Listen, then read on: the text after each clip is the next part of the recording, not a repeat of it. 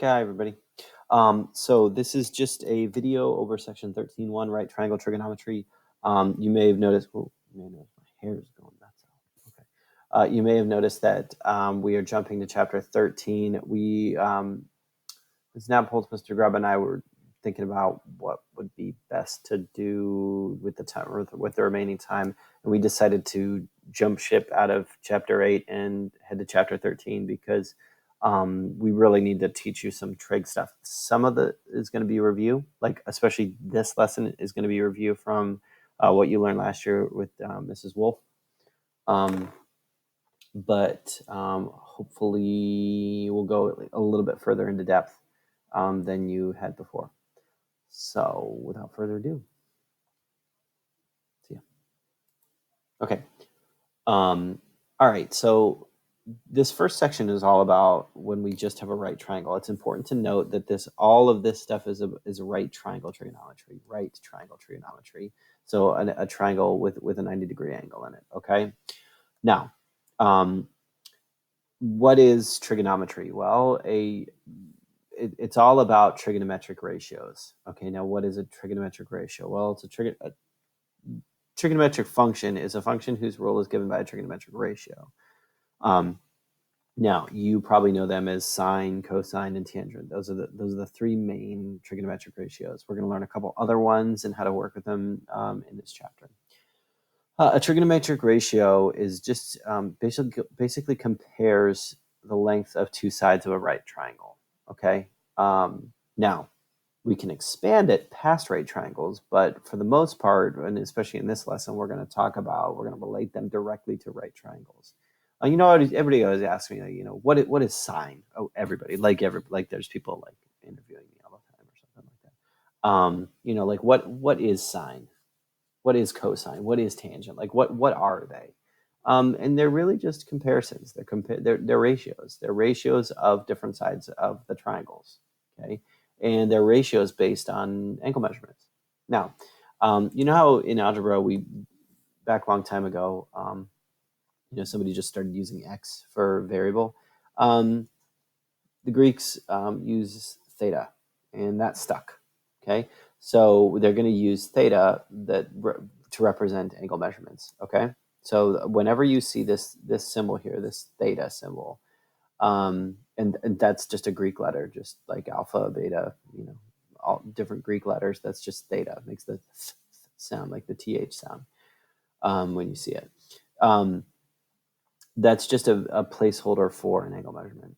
The values of the trigonometric ratios depend on that angle. Right? It's always you always say sine of an angle, sine, cosine of an angle, tangent of an angle. So we would say sine of theta, cosine of theta, tangent of theta.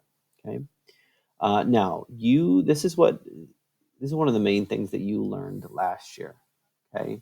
I use this acronym. So no, not acronym. Acronym? Mnemonic device? I don't know. SOHCAHTOA. Okay. That stands for sine is equal to opposite divided by the hypotenuse. Cosine is equal to the adjacent divided by the hypotenuse. Tangent is equal to the opposite divided by the adjacent. Okay. There's other mnemonic devices. There's other ways to remember it, but that's the one that stuck with me. That's what my geometry teacher and algebra teacher used way back when dinosaurs were meter. All right, so what does this mean? That means that the sine of an angle, sine of any angle, sine of theta, okay, they're just saying, okay, this is a 3, 4, 5 right triangle. If I put theta down here, if I'm referencing this angle, then the sine is the ratio of the opposite side divided by the hypotenuse. So the sine would be, okay, what's the opposite? 4. The hypotenuse here is 5, so sine would be 4 divided by 5. Okay. Cosine of an angle, cosine of this angle. Well, that's cosine is the relationship between the adjacent side and the hypotenuse side. So adjacent, that's just a fancy word for meaning next to. So adjacent is 3 divided by the hypotenuse over 5. Okay. And then tangent would just be opposite divided by adjacent. So the opposite side would be the 4, and the adjacent side is the 3. So it's 4 divided by 3. Now, understand that I just plopped that theta down there just for this example down here. I could talk about this angle as well. You know, if I could put theta up here, I could call it some different angle. Maybe we'll call it alpha, right? Maybe we'll, and then you would say, well, then the sine of alpha would then just be, well, opposite of this angle up here is 3, and the hypotenuse is still 5. The cosine of alpha would then just be, well, cosine is 3, or cosine, excuse me, adjacent side is 4, hypotenuse is 5, so you would say 4/5. And then we would say tangent of alpha is equal to opposite of this angle is 3, and then the adjacent is 4. Look at some relationships that we got there. You know, if I'm thinking about these angles now, how would we characterize these angles? These angles would be complementary to one another, and these rules that we have follow directly. Well, not follow directly, but like you are very what do I want to say? Are generalized. You know, I could generalize these to any angles. Doesn't matter if this is a 30-60 or 45-45 or a 40-50 or whatever. If you talk about sines and cosines of complementary angles, these rules exist. Now, what are these rules? I've been talking about them. What are they? Well, sine of theta and sine of alpha. Well, excuse me. Think about this. Let me go here. Let me show you this guy here. Come on. Green, please. Thank you. Take a look at sine and cosine of the complementary angles. They're the same. Is that true here and here? Yeah. Okay. So the sine of one angle is the cosine of 90 minus that angle. Interesting. What do you notice about the tangent here? Oh, the tangent is just the reciprocal of that value. Okay. So tangent of theta is equal to the reciprocal of tangent of 90 minus theta. We called it alpha here. Okay. Those are always true about complementary angles. All right, so let's take a look at this triangle here. This is a 7, 24, 25, another Pythagorean triple. It says to find the value of sine, cosine, and tangent of theta. So I'm going to set it up here. Sine theta, cosine theta, tangent theta. Okay, so sine of theta. So it looks like theta is placed down here. Remember, sine is always opposite divided by hypotenuse. So opposite is 7, hypotenuse is 25. So we'd say this is 7/25. Cosine is adjacent, 24, over hypotenuse, 25. And tangent is the opposite divided by the adjacent, 7/24. We would have to reduce those fractions if we need to, but they don't reduce. So that's sine, cosine, and tangent of this angle. Now, we're going to learn later on to figure out what that is, like what is theta, what degree measure is theta. We're going to learn how to do that later on, but for right now, we're just talking about basics. All right. Okay, so the book kind of deviates from how I will talk about special right triangles. The book assumes that you're going to memorize what sine 30, sine 60, cosine 30, cosine 60, and tangent 30 and tangent 60 are. They think that you're going to memorize that. I'm like, no, you're not going to do that. Same thing with sine. So let's think back all the way to geometry last year, and let's take a look at the 30, 60, 90 triangles. Okay. So again, if you're looking at anything that's going to give the book key, like this is one of those things that, you know, I always take a look at answers that come directly from Slater. The key is not going to match the way I'm going to do this. So it's always telling when you start doing it the other way. It's like, oh, you just looked up the answer. Okay, so looking at the 30, 60, 90 triangle, this is the generic form of the 30, 60, 90 triangle. We've got, we'll put the 30 degrees up at the top. There's a short side and a long side. You know what? I should redraw that. That looks more like 45-ish. There's a short side and a long side. Okay, so here's a 30, and then here's the 60. Okay, so the short side is always across from the 30, and the long side is always across from the 60. When I say short side and long side, I'm talking about the legs of the right triangle. The hypotenuse is always the longest side. The 30, 60, 90 looks like this. If I put x right there, the hypotenuse is always 2x, and the 60 side is always that x times the radical 3. Okay, that's always the case. Okay, now that means that I could find sine, cosine, and tangent of 30 or 60. Okay, so say I wanted to find, I don't know, the sine of 60 degrees. Okay, well, sine is always the opposite divided by hypotenuse, so the opposite side is 6x over radical 3. the hypotenuse is 2x. Okay, so it's x, opposite is x radical 3, hypotenuse is 2x, and then look, the x's can cancel out, leaving us with just the radical 3 divided by 2, and that's the exact value of the sine of 60. Okay. Now, if I wanted cosine of 30, guess what? It's the exact same thing, because it's 90 minus that angle, right? Okay, so let's think of cosine of 60. Cosine of 60. Well, then it would be, okay, so the adjacent side is x, the hypotenuse is 2x, so the x's again will cancel, leaving us a 1 over 2. So cosine of 60 is actually 1/2. Okay. Let's think about one that's going to be a little bit more tricky. Tangent. I hope I'm not getting ahead of myself. I think I'm going to ask you to do some of these, but oh well. Let's think about tangent of 30. Okay, tangent of 30.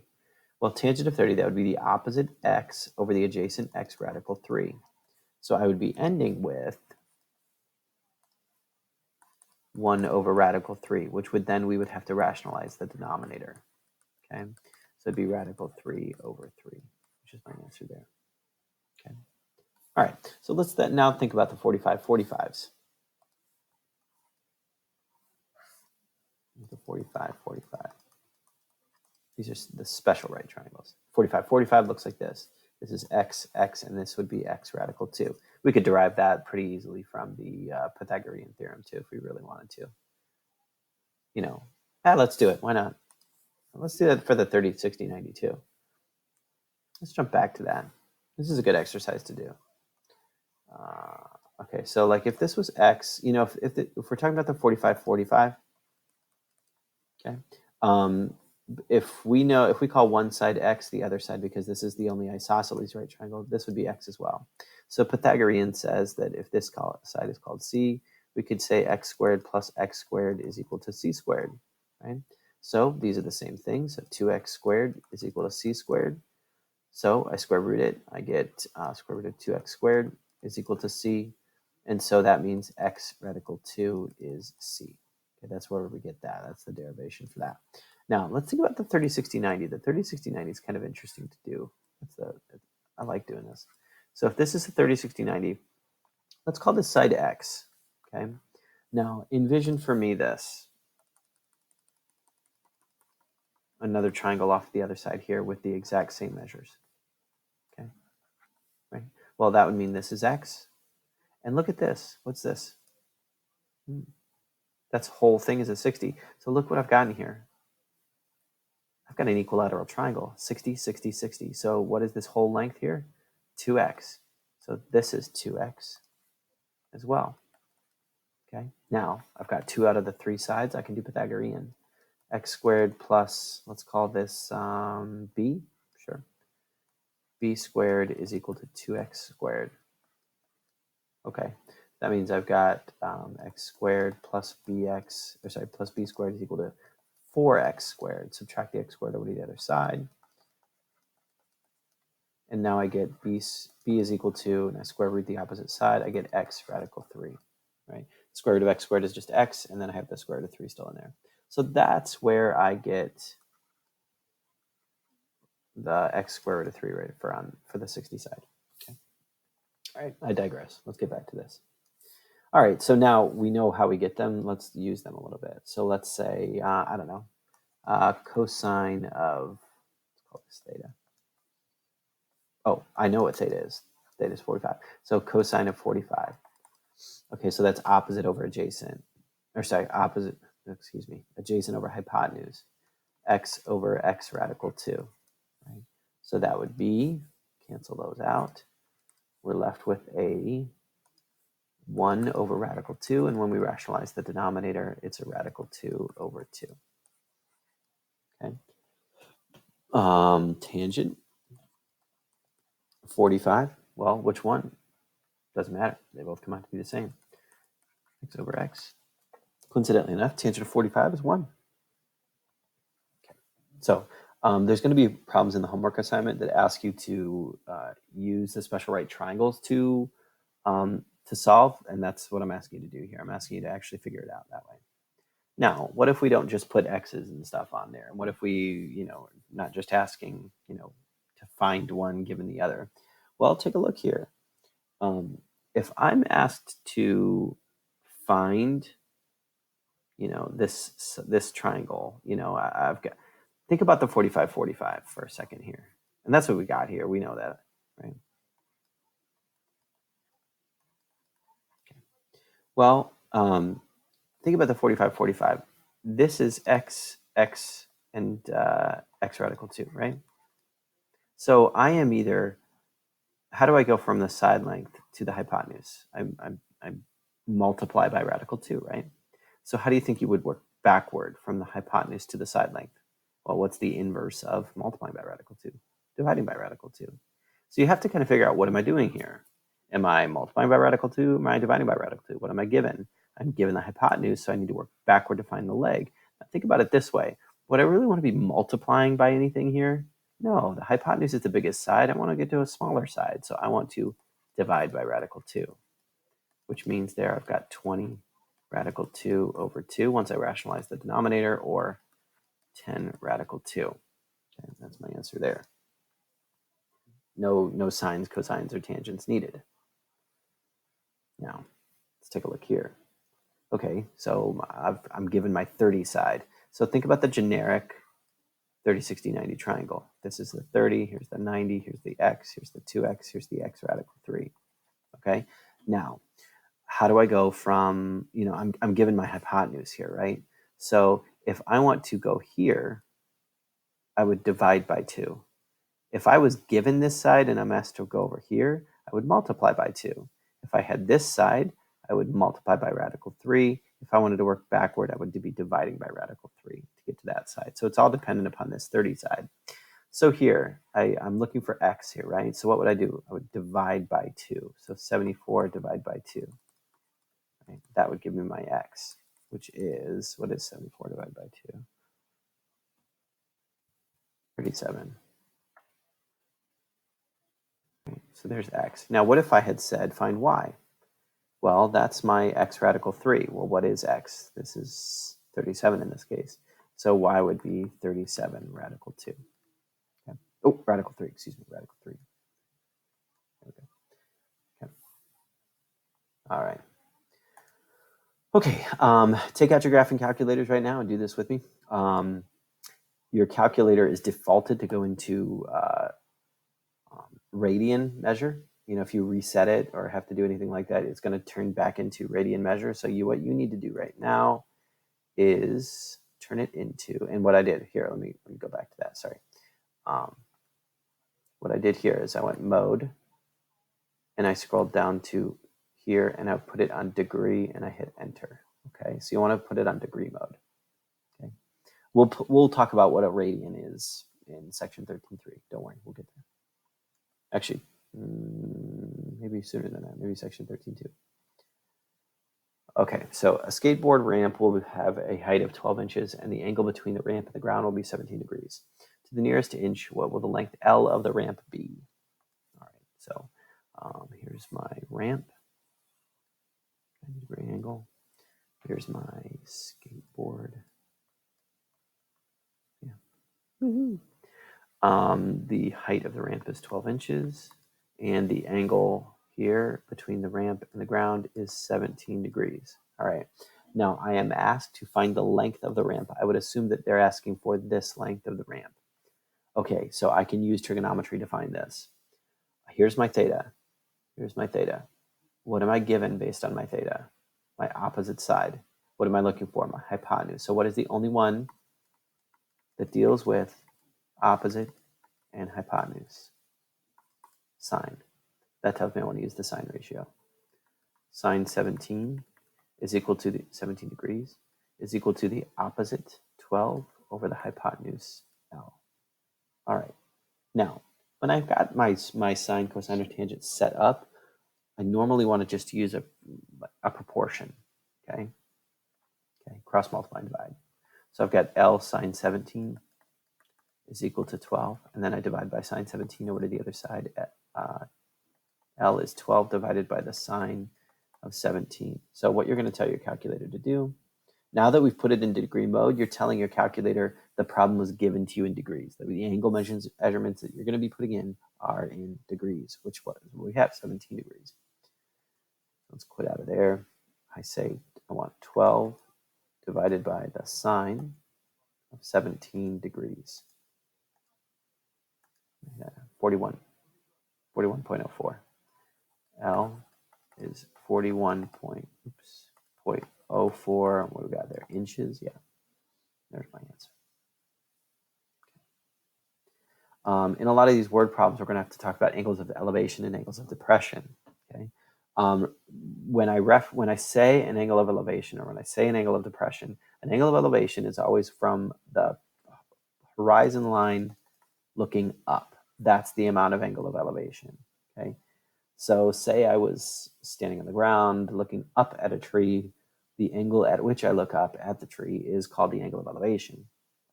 If I look down at something, that is what's called an angle of depression.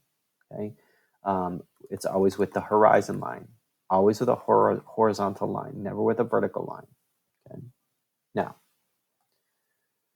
a biologist whose eye level is 6 feet above the ground measures an angle of elevation of the top of a tree to be 38.7 degrees. So let's draw my tree. Here's my tree. Here's Mr. Wolf, whose eye level is 6 feet off the ground. It's questionable for Wolf. Measures the angle of elevation to the top of the tree. So here, with the horizon line to be 38.7 degrees. Here's my 90.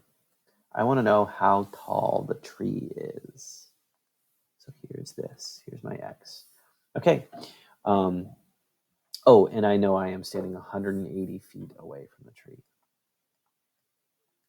Okay, now that means that I've got my adjacent side and I'm looking for my opposite side. So which one? Tangent. Tangent of 38.7 is equal to the opposite x over the adjacent 180. Put it over 1 and cross multiply. I've got x is equal to 180 times tangent of 38.7 degrees. So I go into my calculator here and I say 180 times the tangent of 38.7 degrees, which is 144.2. Say to the nearest foot, yeah. So let's say 144 feet. So x is 144, but that's not my final answer. Why not? Because this x does not include this 6 feet that the eye level was off the ground. So we just need to add that back on. Plus 6 gets me 150 feet altogether. That's my true answer. Okay, don't forget to add back in the eye level. All right. Last thing we're going to look at here is the reciprocal sines, cosines, and tangents. They've got special names. They are called cosecant, secant, and cotangent. Okay, so you just have to figure out which ones go with what. Now, they may be, you may be like, oh my gosh, 3 new trig ratios. No, they're not new. They're just reciprocals. The cosecant is the reciprocal of sine. So if sine is the opposite over hypotenuse, then cosecant is the hypotenuse over opposite.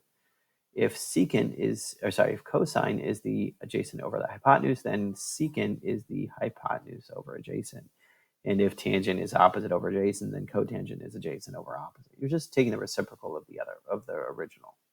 Okay. All right, now find the values of the 6 trigonometric functions for theta. Okay, first thing we want to do is make sure we have all necessary information. Do I? No, we do not. I don't know what this side length is. Let's call it A. How do we figure out A? Pythagorean. A squared plus B squared equals C squared. Okay, so A squared is plus 100 is equal to 26 squared, which I don't know offhand. 26, 676. 676. So A squared is 576, and let's see if that's square root of 576. If not, I'll have to reduce it down. No, it's perfect. Oh shoot, I already lost it. 24. All right, so A is 24. Now I can find the values of the 6 trigonometric ratios. Okay, so I'm going to set up a little table here. Sine theta, cosine theta, tangent theta. And now think about the ratio, the reciprocals. Reciprocal of sine is cosecant. Reciprocal of cosine is the secant. And the reciprocal of tangent is cotangent. Okay. Now, why did I set it up like that? Well, because sine theta is the opposite 10 over the hypotenuse, 10 over 26, which reduces down into 5/13. Then all I need to do to find the secant is 13/5. That's it. I just take the reciprocal of sine. Cosine is the adjacent over the hypotenuse, or 12/13. So the secant is 13/12. The tangent is opposite 10 over the adjacent 24, or 5/12. So the cotangent is 12/5. Okay. And those are the 6 trig ratios for that. Hope everybody's having a good day. One special note about this is that if this comes out as a non-perfect square, you're going to have to reduce it down. Like if this turned out to be like the square root of, square root of 8 or something like that, you'd have to say 2 radical 2 and then use the 2 radical 2 to find my 6 trig ratios and make sure that you rationalize the denominator when you need to. All right, so long, everybody.